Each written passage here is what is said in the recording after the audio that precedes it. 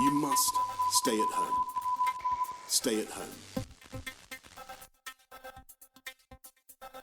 Hello and welcome to Lockdown, hosted by Steve Bomford with Mike Davis-Marks. Our armed forces operate in challenging environments. Week by week, we'll explore what we can learn from their experiences. Hello, Steve. I understand for the Christmas special you've got a very special person, the one and only JJ Chalmers, recently off Strictly. It's true. We have. And we did the interview this week, just before Christmas. Last week, just before Christmas. And I think you're going to enjoy this one. Hello, JJ, and thank you very much for coming on the podcast. I've got quite a few interesting questions, I hope. But I would like to start off with, can you tell me a bit about your life in the Royal Marines and why it's so important to you?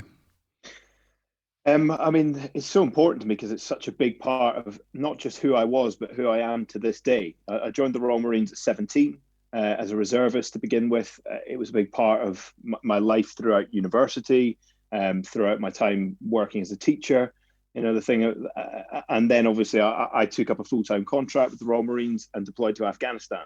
And at that point, that was me living my absolute dream. It was a job that I loved doing.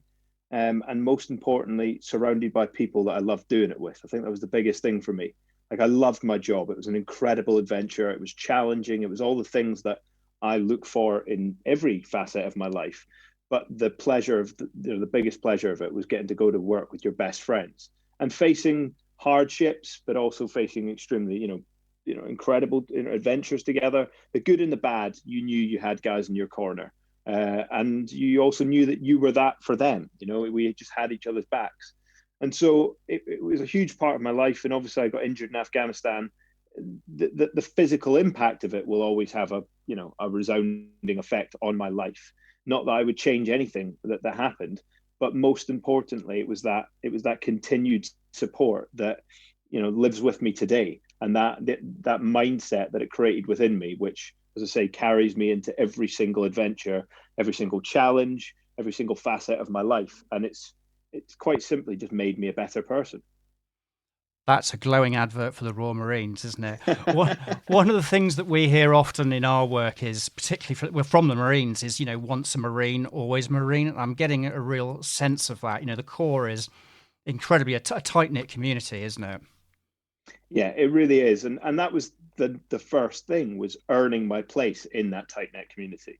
I looked to guys that wore Green Berets and they looked like superheroes to me. And I mean, they are, of course, but at the same time, once you attain one of your own, you realize they're all the same, and you're all just human beings who have, dedicated your life and whatnot to this cause, and this set of values, most importantly. And that's where you're right. Once a Royal Marine, always a Royal Marine. And it's knowing that I could walk into, well, not at the moment because of lockdown, but knowing I could walk into a crowded bar anywhere in the country, particularly near the coast, and shout, "Is there a Royal Marine in here that wants to buy me a drink?" And they would stand up and do it. You're part of a very special club for the rest of your life. But more importantly, as I say, in those moments where life throws you a curveball, you know that if you can have the confidence to reach out and ask for help, guys will move mountains for you. Like, that is unbelievable. And that's one of the biggest things. Is it took, in many ways, learning to be vulnerable through my injuries to make me realize that it was okay to put my hand up and say, actually, I'm struggling here, physically, mentally, whatever it was. And that was the point of joining this club in the first place, because these guys would have your back. Do you think you get a level of respect for being honest like that around how you're feeling, the injury, the effect it's having on you, on your life? How does that change your relationship with the Corps? I've always tried to just be honest. Integrity is at the absolute heart and values of what the Corps stands for. That integrity was about looking after one another, trusting one another. But I think the biggest thing I know from my mental health point of view, and this was only with hindsight when I look back at, the early days of my recovery, and when people ask about whether I had mental health struggles alongside my physical struggles, I of course I did, but I didn't really realize it at the time. First of all, because I had that support. Second of all, because it just felt like I had no choice but to get on with it, essentially.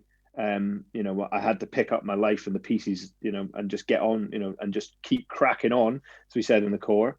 But also what I realized with hindsight is I was always very open about it, because I was surrounded by guys going through the same thing, essentially. Like lads I'd served with in Afghanistan and had been injured with in Afghanistan were there with me in recovery as we went through Headley Court, went through Hasler Company with the Royal Marines and Navy Recovery Cell.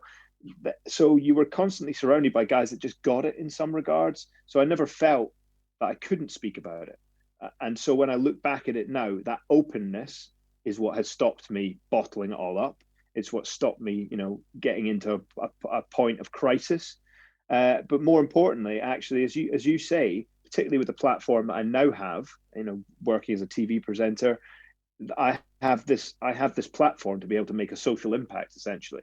And you can't do that by not being honest. You've got to be straight with people. And actually, in the opposite, when you're honest, when you are yourself on television, that's what resonates with people. Yeah. And so that's why I'm never afraid to talk about it. That really comes across, and I'll come on to that in a minute. You do come across as being an incredibly honest, and your integrity and, coming on to Strictly as well. I think there's something that's obviously had an impact on you in a big way. Yeah, completely. And just, it goes back to why I joined the Corps. Like why did I decide to surround myself with these individuals? Yes, it was for the challenge and whatnot, but it was just to know that I was in the greatest club on earth. And the day that I was medically discharged from the Royal Marines, I remember being really nervous about it, but suddenly realizing just going to take a uniform off doesn't mean that anything's going to change. And that's, that has been the case. And it's followed me into my new career. And as you've mentioned with Strictly, like, put it this way, either there was a lot of closeted Strictly fans in the Royal Marines to begin with, or there's a lot of lads who have suddenly just found a new love and appreciation for sparkle and glitter, because they were absolutely with me throughout that process. I've heard a few stories about Royal Marines and dressing up. Is there anything you want to share there? Yeah, I mean, it definitely made those experiences on a Thursday night in a bit of a silly rig and whatnot, definitely made the whole transition into wearing sparkle and glitter and going over the top, made that easier. Does it? Right. I've heard about the silly photos after you've heard the formal photos as well, but that's probably for another time. I think also you're the first reservist that we've interviewed for the podcast. And I'm quite interested in your views on the difference between, I know you obviously signed a contract and were deployed, but in that period before that, when you were reservist, and people don't often realise, certainly civilians don't often realise, the challenges of actually holding down, shall we say, a normal job whilst being a military reservist. Could you talk a little bit about that and how it was for you? Yeah, I mean, it's difficult because, you are burning the candle at both ends in terms of holding down employment or education, and obviously your time in the Corps. I loved it. I loved having the best of both worlds, but don't get me wrong, I was working as a teacher at one point, and I remember sort of looking out the window of my classroom being like, what am I doing here in a classroom? I should be in a puddle outside. And then, a couple of weeks later being in that puddle and going, what am I doing here? I should be back in the classroom. So I kind of ebbed and flowed between the two of them. But I think the most important thing is, I was in the Corps and in the reserves and in the regular Corps at a time when, because operational tempo was so high throughout the early, the Afghan-Iraq period, guys were coming and going from the regular Corps to the reserve forces all the time. 10% of 40 Commando that deployed on Herrick 7, 10% were reservists. But the thing about earning your Green Beret, whether you earn it as a regular reserve, is that you pass the same tests and you meet the same qualifying criteria. And by the time you deploy in operations, you're absolutely up to speed like everybody else. And you are bringing skill sets with you. You are bringing genuine hard skills from the guys who were plumbers, policemen, joiners, teachers, whatever it was. You're bringing these things into the Corps. You're bringing them into a complex environment like Afghanistan as well. But more importantly, back in your civilian life, you don't, just like I said, when you take your uniform off, your values and standards don't change. Mm-hmm. So I was taking the core values, what the Royal Marines had taught me, into classrooms and teaching like that. It was, I was always turning up 5 minutes early for details, like, the things that we pride ourselves on in the Corps, which makes you a better human being, makes you a better, soldier, makes you a better employee, are the things that I was taking into Civvy Street on a sort of daily basis. And obviously that's the thing which veterans, when they leave service, have to take to the world of business, if that's where they end up. Fascinating, isn't it? I'm really struck by the idea that 10% of 40 Commando, did you say, were reservists? Because I don't think people, again, the general public have an appreciation about how important the reservists are to all military activity. Yeah, I mean, it's particularly, as I say, in a time when tempo was really high. And that is across all rank structures as well. I mean, obviously you're deploying GD riflemen, Marines, corporals, that kind of stuff. But you're also, on a really regular basis to this day, they are deploying some of the guys who bring really unique skill sets into the more sort of, as I say, specific roles within the military. Guys that are doing, what do they call it? Sort of psyops and kind of, communication roles and these sorts of things, where actually an understanding of the civilian world is really important within the sort of complex battle space that we have. But yeah, also guys that were just like, I knew blokes that were like, they were managers in banks, or they were sort of policemen, high-ranking officials within never what it was, but all they wanted to do is be told what to do a little bit. So like they were happy to just come in at the very bottom as like a GD Marine, and that was their sort of break away from that level of responsibility. But at the same time, there's no part of the Corps where you don't have a level of responsibility, of course. So it's a bit more serious than the Dad's Army image with the bank manager being in charge. Yeah. I mean, like I say, it was just that I think a lot of it was down to the high level of operations and the tempo that we were facing at that current time. And I think, in fairness, when you talk to some of the lads, well, they were in the regular Corps through sort of the 80s and 90s. Now, not to say that, places like Northern Ireland weren't extremely challenging, but there were sort of fallow years where the operational tempo was very low, and even lower within the reserve forces. But actually what they've kind of learned from the last couple of decades is how do you maintain that readiness, post-Afghan, post-Iraq, and in particular, how do you maintain that within the reserve forces? And so now more than ever, you see guys taking almost like sabbaticals from their jobs just to spend time in the regular Corps, just doing, the mundane stuff, going on large-scale operations and spending time doing, the bits and pieces, which, quite frankly, we didn't have time for when I was in the Corps. It was all getting ready for, getting ready to go to Afghan, essentially. Wow. So I'd like to know what the common thread is here in your career, because you've also mentioned about being a TV presenter. So I've got Royal Marine, I've got teacher, I've got athlete, dancer, and presenter. What did you imagine this would be? I don't know, when you were like 16 or something, this would be your career. What's the common thread that's kind of drives you to do all these different things? Yeah, I mean, first of all, no, I didn't. No one expected it, and that's the thing. Plan A went out the window when I was blown up, essentially, and I think Plan B and C, and they've all gone too, probably. I'm kind of just holding on for dear life now. But the common thread about that is there's a few things. I mean, challenging myself is one of them, and it's that sense of basically what we used to do, in the Corps. Say yes and find out what the question was later, because you were in and you committed. And so, they always told you never to volunteer for something, but that was kind of nonsense. We all did. We all wanted to be busy. We all wanted to be stuck in. And that was it. People asked why I did Strictly, because the opportunity presented itself and I wasn't going to say no to it. And it was a challenge that took me outside my comfort zone.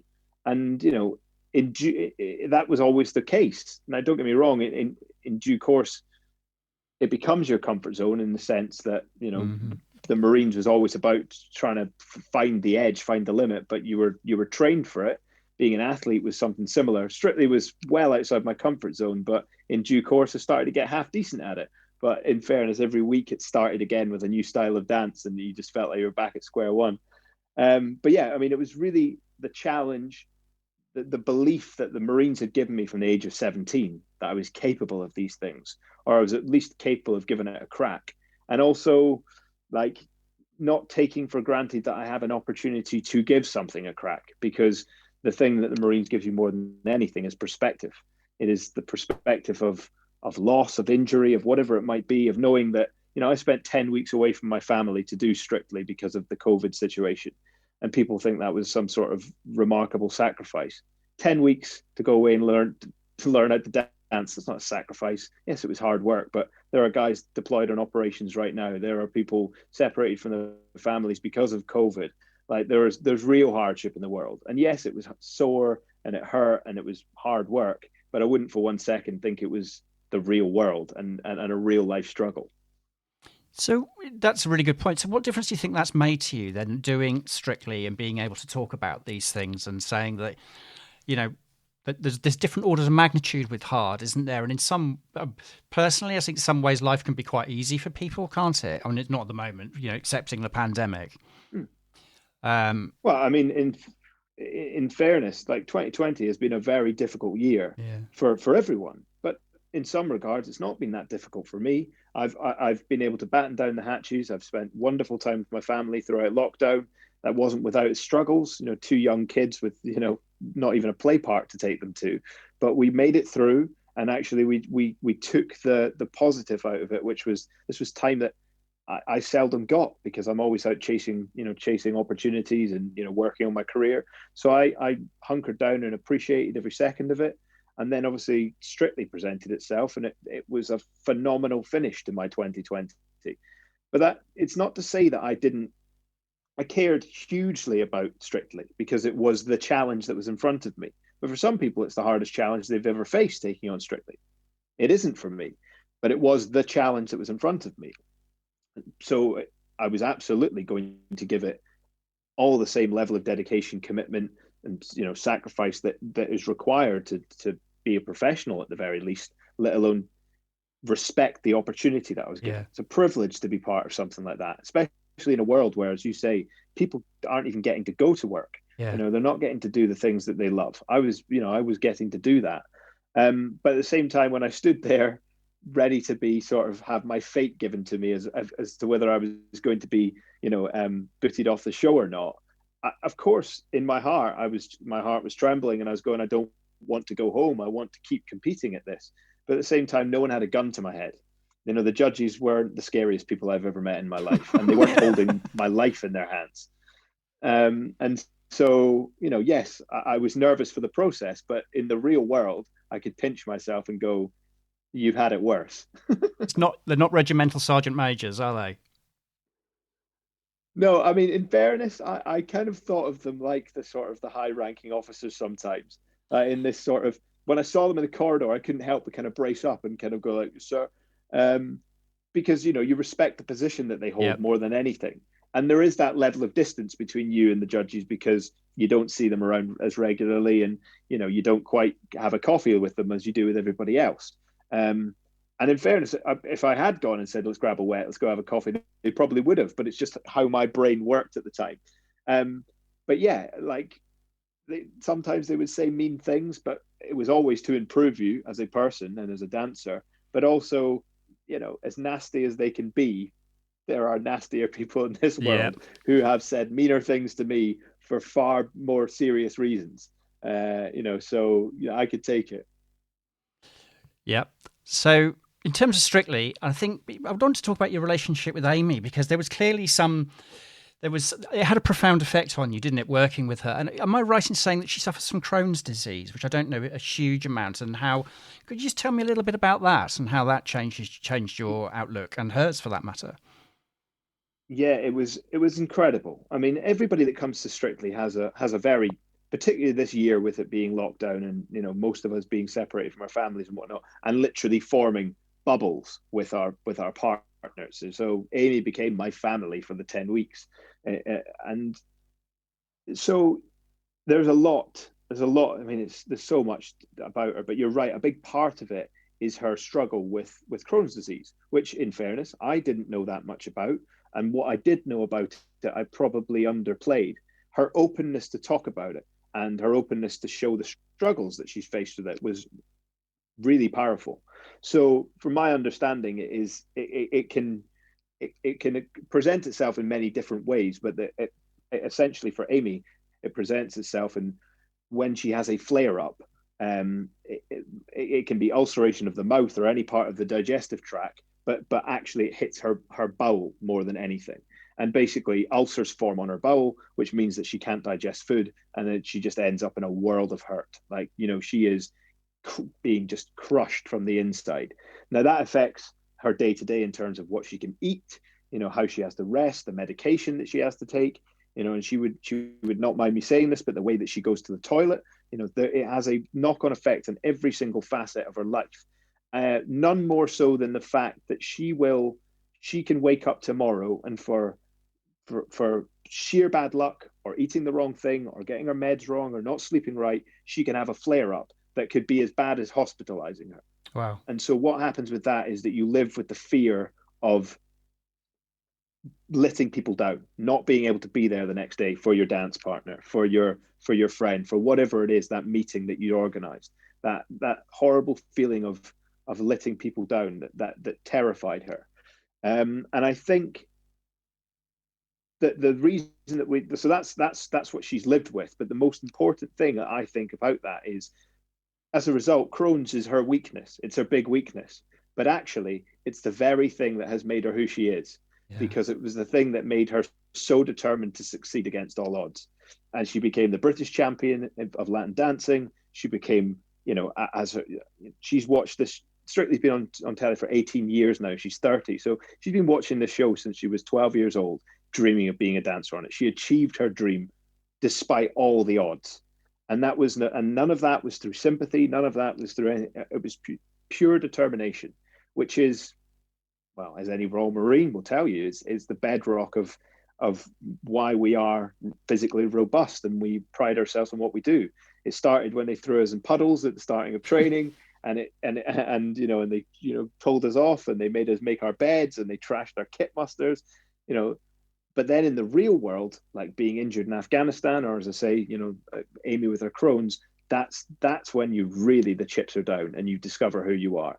And it made her who she is. So when you put us together, we were bound to have this profound effect on one another, because at the very least, we understood each other's struggles, but more importantly, we understood each other's mindsets. That's a great story. I often think about what is it that makes people so resilient. I mean, obviously, I know you've talked about the Marines, but do you think there's like characteristics of an individual that do that? Or is it all, can it be taught, if you know what I mean?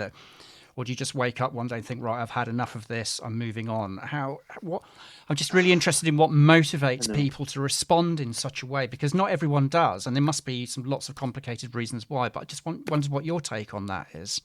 Yeah, it's such a great question, because I don't think it can be learned from a textbook. Of course not, But I think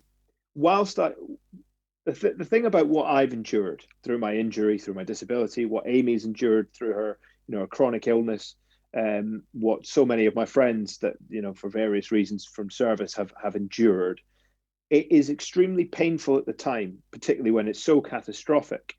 But the payoff at the end of it is remarkable. And the mindset that you have from that, once you get through the worst of it, that's where the resilience is born from.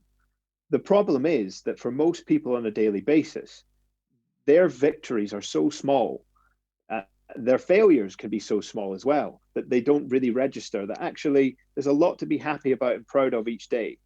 And so for me, as hard as it was to earn it, I got it in spades, as opposed to just looking. What I always encourage people to do, and that's, if there was a textbook written about it, I would say what you need to do is ensure that you just look for the victories, look for the failures in every single day, and no matter how small they are, add them up, because that's how you learn and that's how you improve. But as I say, I wouldn't recommend getting blown up as your method of discovering that. No. But it is effective. It's what I would say. Some of the language you're using there reminds me of sporting techniques around incremental changes. Have you learned from? I guess you must have done. But obviously you were a gold medalist at Invictus with cycling, wasn't it? If I'm right. Yeah. So the small incremental changes in British cycling more broadly, they've talked about this making a big difference. Tiny little changes in lots of different areas. hugely. And yeah, my insight in Invictus is one, but now that the mainstay of my TV presenting is sport, I've spent time with the Chris Hoys of this world and Chris Boardman, who was at the absolute forefront of British cycling and those, looking for those 1% gains and those marginal gains. I see, yeah. That is what we kind of all need to learn from. And I think one of the things which is undervalued at the moment is the huge gain that can be made from harnessing the true power of our minds. When we talk about mental health in the military, in particular, it is talked about at crisis point. It's talked about, all right, what are we going to do about this lad? He's got to this point, rather than doing it from day one. Now, the thing is, the Marines have always built resilience. They have always, and all forms of service have, but the Corps does it in spades, built resilience. But I think it's a continued appreciation, and someone needs to go away, and they are doing this in fairness, and sort of write down the science of what we're achieving by creating resilience and fortitude and all these other things. Because when you look at how well we train our bodies, to be able to do our jobs, we should be doing the same for our minds. Now, some people would say that your mind can't be trained in the same way as your body. I understand there's complex differences between the two, but you can absolutely sharpen your mind. There is no denying that. And that's one of the things that sports people have done. If I said to you that, if one of the problems we have is that when we talk about seeing a psychologist, for example, there's a negative connotation that attaches to that often. Now, but if I told you that I saw a sports psychologist, then people would go, bloody hell, he takes this seriously. And there's a respect that comes with it almost. So what we need to be doing within the military, I think, to really create the highest level of readiness is to be unlocking that extra 10%. Mm-hmm. But people should be doing this in the business world. Well, they do. That's why they get business coaches. That's why you see these, ultra successful guys a lot of it is about what's up here. So yeah, I think in the world of making those marginal gains, I think the biggest gain to be had is about positive mental health and unlocking it, so we never even get close to crisis point, because you are so ready and you're so sharp. So a lot of that's around elite sport performance, the core elite, and top dancers at the top of their game. How do you think any of those experiences or knowledge or techniques can translate for ordinary people like me? Dare I say it? Yeah, well, and listen, and ordinary people like me as well. Like, I don't count myself as being some sort of extraordinary person. I really don't. And most of my daily struggles happen in the real world. They're the same as anybody else. Yes, I get to do Strictly, and I've ridden bikes at a pretty high level, but actually my day to day is making sure that my family's got a roof over their head and food on the table, and those are in some ways the mundane things which we struggle to do, because there's not so much glitz and glamour in it, but they're so important. And as I say, I think it's more in those circumstances, looking for the victories, looking for something each day to be proud of, and to say, I have improved as a person, and I'm pretty bloody great. And that can be something as simple as clearing your inbox of emails. It's making sure that the council tax is paid. It ain't glamorous, but it's important, and you should take pride in it.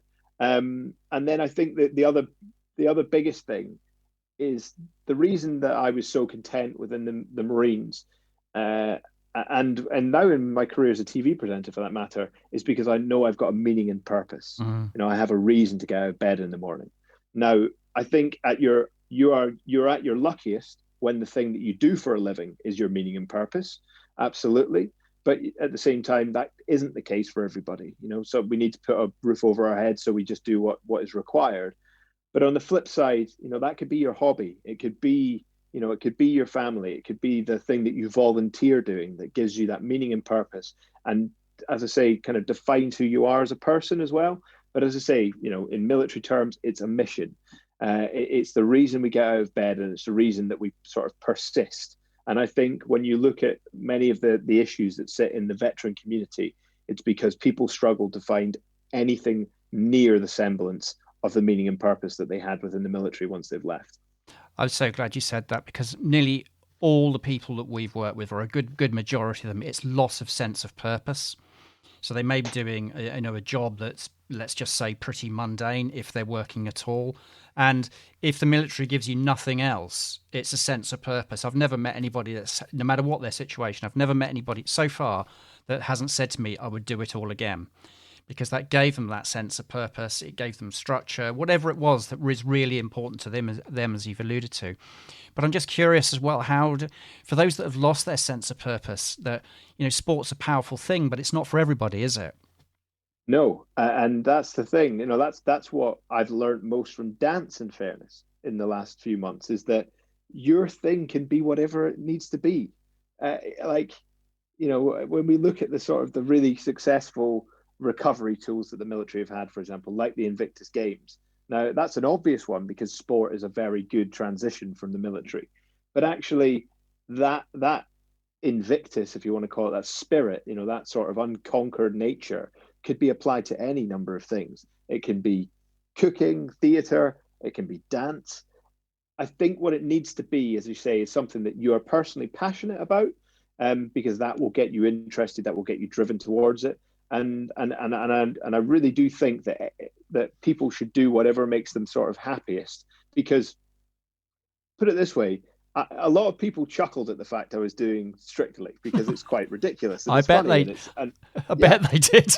Yeah, and a lot of jokes were said and whatnot. But actually, nobody, when it really came down to it, and I got out there and started dancing, I never felt embarrassed for 1 second, because I was doing something which I was enjoying. I was doing something that made me proud, made other people proud, and no one can take that away from you. So finding, as I say, that thing which is your outlet is important.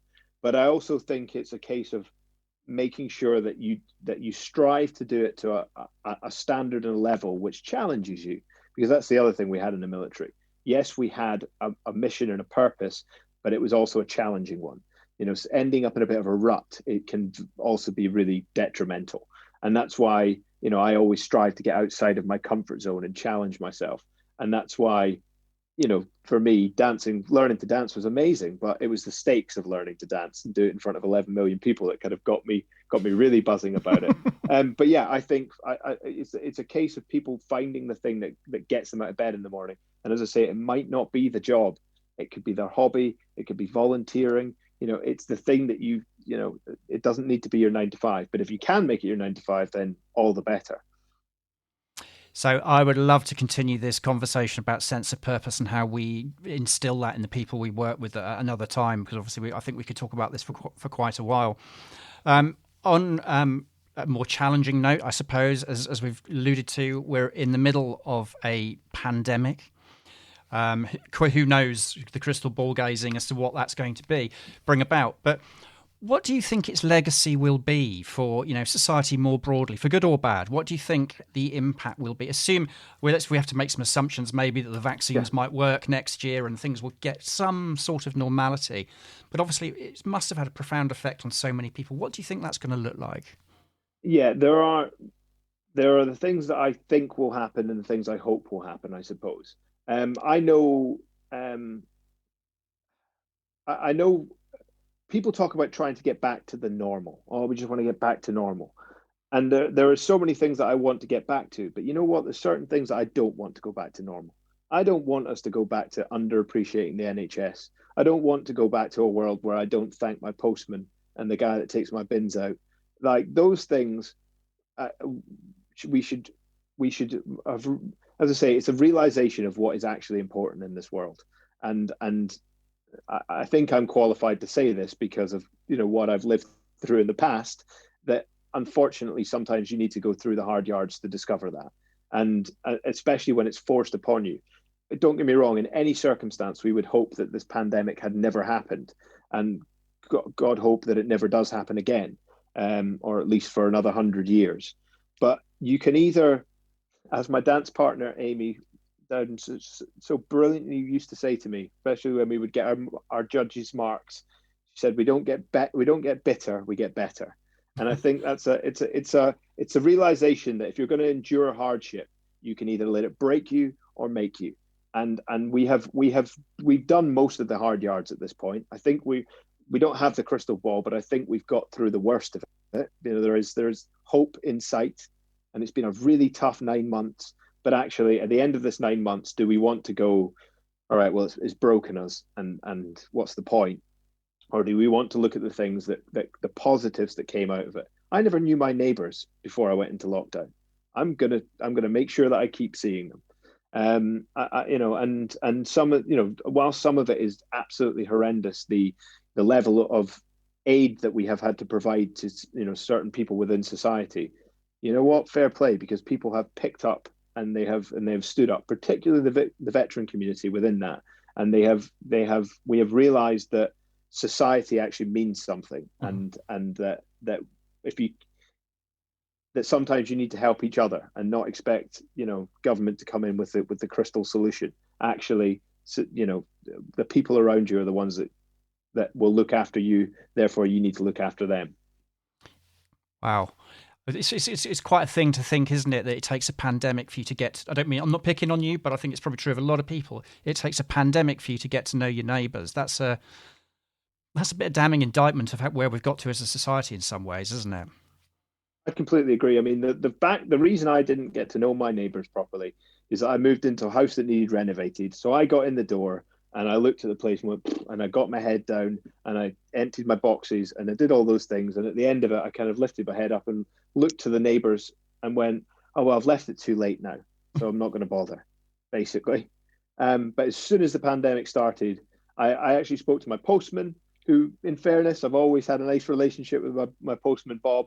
But again, a new level of appreciation for, just how much of a lifeline he is, not just to me, but to our community. And I said to him, I don't really know everybody on the street, but you know everybody. Who do you think requires care and looking after and whatnot? And he said, you want to speak to number 12, number 4, number 8, whatever it was. And so we went and we dropped a letter through their door, and that's where it started. And then our neighbour next door set up a Facebook group for everybody in the community. And I don't want that ever to go away. But you're right, it's taken a pandemic, but that's what I'm saying about sometimes it takes, for want of a better word, a kick up the arse. Yep. Do you think that will continue, though, that community spirit? I don't mean for you personally. I mean for more. No. I suspect you will, but I think more broadly, do you think this will continue? I really hope so. But having said that, I was speaking to a friend of mine who works in government and works closely with the NHS, and she was saying that whilst we look into lockdown 2 and we look into this, numbers like we were seeing the first time round, the difference is we're going into it with less of a community spirit. There is not the Captain Tom. There is not the standing out on our doorstep on a Thursday afternoon. So some of that has been forgotten, that unbelievable shared spirit that we had. And so people on the front line of this are still facing the same odds, but with less support. I don't think it's gone back completely to where it was, but we always slip and digress.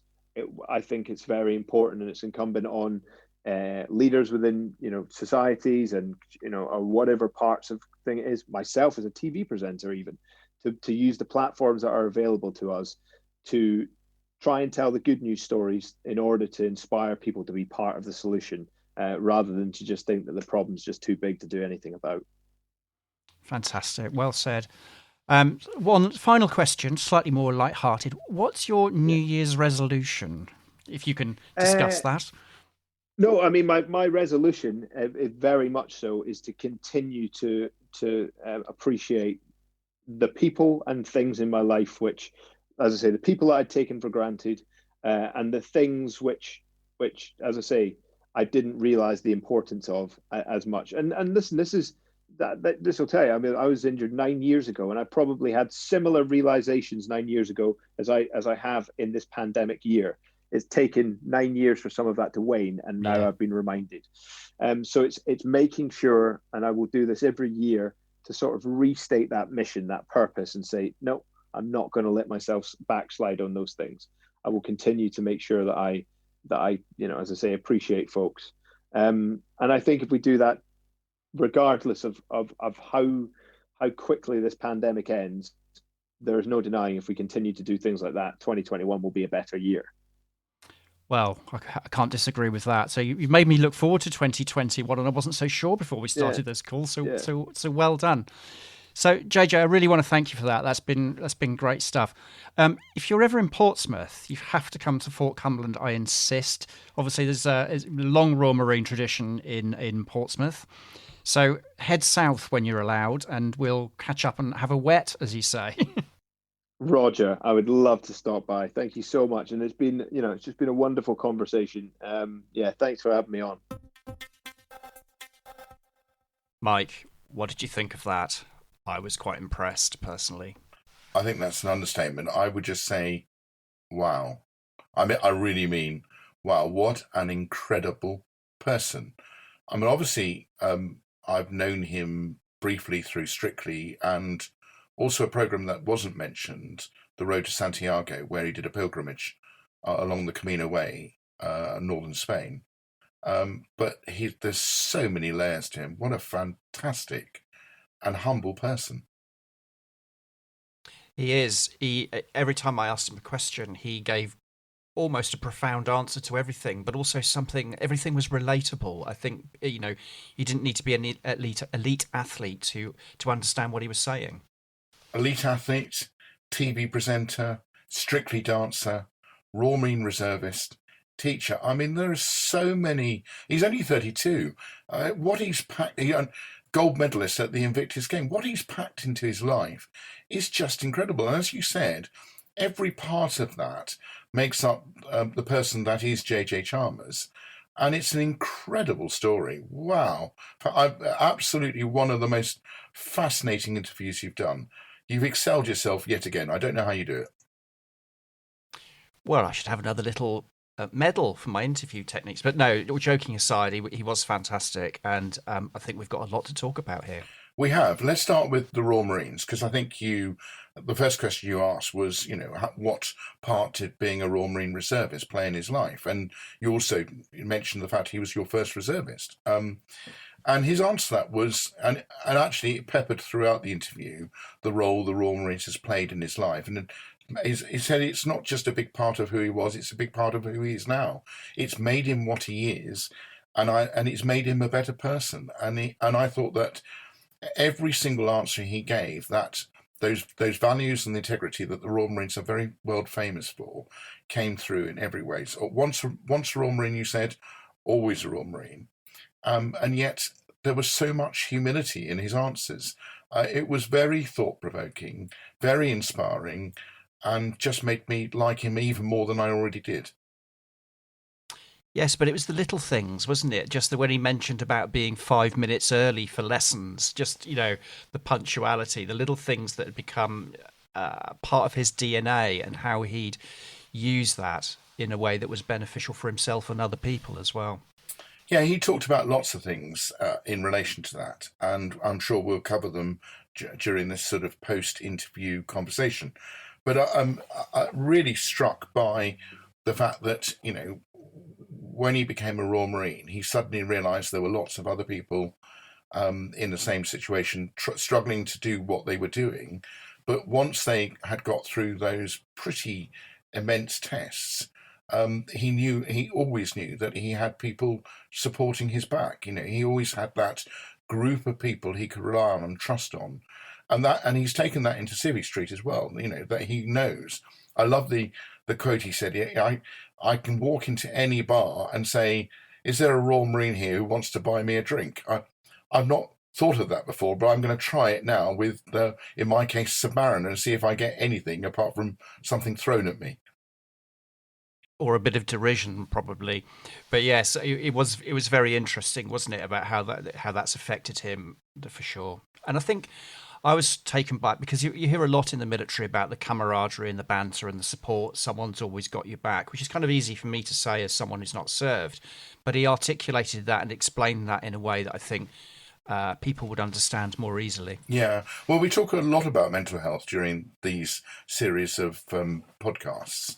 And he talked about the fact that you could be open with your mates, and that helped relieve the mental stress. There's clearly a lot of physical stress, but the mental stress that goes alongside that was very much alleviated by the fact that you could be open about it, and there are others there to support you who were going through similar things. So I love that side of that. And then he moved on to talk about resilience in quite a long, in-depth way. And, he talked about the fact that he'd been blown up in Afghanistan in 2011, and what that had done in terms of building his character. And I think the expression he said is that actually I wouldn't recommend getting blown up, and you chuckled at, but actually as a way of building up resilience, it was very effective, and I thought that was very telling. Yes, but I think, obviously I chuckled at that. It's a very serious issue, but I think it's also a great way of explaining, isn't it, this idea of making humour where perhaps none would normally exist. Yeah, and I, and from that, he then said, look, we may not all be in those sort of situations, and he wouldn't recommend it anyway. But he was talking about on a day-to-day basis, just looking for the little victories, just looking for the little, steps that you can count upon and learn from. And he even talked about learning from failures, which I think is a very good thing to hear. So he had such a positive frame of mind, and obviously, I think that's probably part of his DNA. He's always been like that, but I think, what a role model for people today, that we're all going through to varying degrees a lot of challenge at the moment because of COVID and many other situations as well, economic probably. But that positive frame of mind, is an inspiration for all of us to say, you've got to look forwards and think positively about learning, making those little victories, those little steps, and learning from them and improving each day, making each day better. Absolutely. I think the challenge often is recognizing those little victories, those positive changes, the small incremental changes that you talked about. It's actually recognizing them when they do happen. Because I think if you get yourself into a place where challenges can become overwhelming, that becomes a bit more difficult. Yeah. He talked about Strictly, obviously, because that's been what's foremost on a lot of people's minds about him recently. He got to the quarterfinals and did brilliantly well. But he talked about his partner, Amy, who I didn't know had Crohn's disease, and I don't think we would know unless you read up about her, and how she deals with that. And actually, it gave them something in common. They both had something to nurse and to deal with during the quite intense training that's required to progress through the Strictly routines. And she came up with the expression, when they received, criticism, usually constructive criticism from the judges, she said, "Don't get bitter, get better." That's a model for all of us, isn't it? That is a good one. I thought it was quite interesting because you look at Strictly as something that is pretty glamorous, it's glitzy, it's entertainment, and it's sometimes quite easy to forget there are actually people involved, and all those people, whether they be dancers or not, have stories to tell, and some of them are probably a bit more surprising than others, and I think they obviously bounced off each other well and motivated each other well, because he was obviously full of respect for her. Yeah, I'm not particularly a big Strictly fan. I don't think you are either, although I look forward to seeing you on it at some future stage when you become world famous as a result of this podcast. But actually, when I did watch it, I watched it for people like JJ and the eventual winner, Bill Bailey, who weren't the norm, the people that could dance anyway. But they were people that didn't know how to dance and had incredible journeys to get to where they got to. Well, if I do Strictly, coming back to that point, you will have to be my dance partner, I'm afraid. Oh, I've got 2 left feet. That would almost get you out on the first round if you had me as your dance partner. I can promise you that. And notwithstanding the fact that 2 slightly middle-aged men, may cause, I don't know. Well, there certainly wouldn't be any glamour there, that's for sure. You asked about COVID, of course, because that's been well. I thought it had been the one subject they're taking Brexit off the news agenda, but that's not the case at the moment. They've got equal billing as we approach the deadline of end of transition. But once again, his positivity came into you asked him what he learnt from COVID, and obviously he said he enjoyed spending more time with his family. And even referred to the fact that he spent 10 weeks in isolation because of Strictly, but that wasn't anything compared to what he'd done as a Royal Marine. So actually, it wasn't a big struggle for him. But he also then talked about appreciating things that he had taken for granted. And I think one of the great things about COVID that I've seen is been a re-emergence of community spirit and the role of society, and appreciating things that we don't, we don't do it at the moment, but we may do it in the future. Sort of standing on the front door, clapping the NHS, saying hello to the postman, setting up a WhatsApp or Facebook group for your street and getting to know your neighbours. And like him, I didn't know most of my neighbours at the lower end of the street. That's the other end rather than the lower end before, but I do now, and I think that's brilliant. Yeah, I think it's quite interesting because you may recall Andrea McFarlane mentioned exactly the same thing about she'd gotten to know her postie. That was in episode 3, I think it was. But so there's some common refrains there, isn't there, about this this changing relationship we have with people that we probably see every day, but don't know them from Adam. Yeah, but there was also a warning there, which was actually, if COVID has had any benefit, it's that we then keep on doing this when it's no longer a big issue. The vaccination's taken hold and we've got a level of immunity. Is that we don't go back to our old ways. We don't start to, unappreciate all the people that we started to appreciate again. And the sadness is that I think during the interview you mentioned that lockdown 2, there seemed to be less of a community spirit than lockdown 1. There's been COVID fatigue as such. I really hope that isn't a trend. I really hope there is something we can take out of this horrible year that will allow 2021 to be much better in many ways, not just because of health, but also because we've learned to treat each other better. I'd agree. I think we also need leadership. As Royal We need leadership on the subject. I think Adrian in the previous episode referred to this about, how do we navigate this new world and maintain those relationships, as you say, and build upon them for a society of the future, whatever that may mean. Yeah, leadership. You mentioned sense of purpose, and a very strong element of any leadership is instilling a sense of purpose in each and every one of us. And those of us that are lucky enough to have a sense of purpose, whether it's something we're paid for or it's something that we do, are lucky. And I think the role of leaders in today's world is to instill a sense of purpose in everyone, and particularly those that don't have it at the moment. Because I think that's probably the most important thing you can have, is a sense of purpose. Absolutely. And it's a bit of a hobby horse of mine anyway, but I suspect over the last 8-9 months, whatever it is, that a lot of people's sense of purpose would have been taking a bit of a battering, to put it mildly. Yeah, I know. I think this is where real leadership kicks in, is instilling that sense of purpose. And finally, I just want to reiterate what we said at the start, which is, what a humble person. He's done so many amazing things in his 32 years of life. He's achieved so much against such adversity, and yet he came across as a hugely humble. And he corrected you because you said something like ordinary people like me, and he said, well, I'm ordinary too. I've just been made extraordinary in some ways by organisations like the Royal Marines, but I'm ordinary, same as you. One of the most humble people you've had on this show. So well done for getting him. Well done for getting him. It was a pleasure, but I'm going to have to give you the credit, aren't I? Because I don't know whose idea it was. It may have been yours, but you certainly initiated the conversation and made it happen. So thank you very much. You can have a little gold star when we can meet. Do I get a promotion after this? Don't be ridiculous. So thank you for that, Mike. I think that's, as you say, it's another fascinating interview.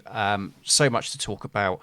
And let's look forward to the next time. You're very welcome. And Happy New Year if we don't speak again. Merry Christmas and a Happy New Year. Indeed. Thanks for listening. The Royal Navy and Royal Marines charity exists to support sailors, Marines and their families for life. If you or someone you know could do with some support, give them a call on 023 93 87 1568 or drop them an email on support@rnrmc.org.uk. If you enjoyed this podcast and want to hear more, Please subscribe.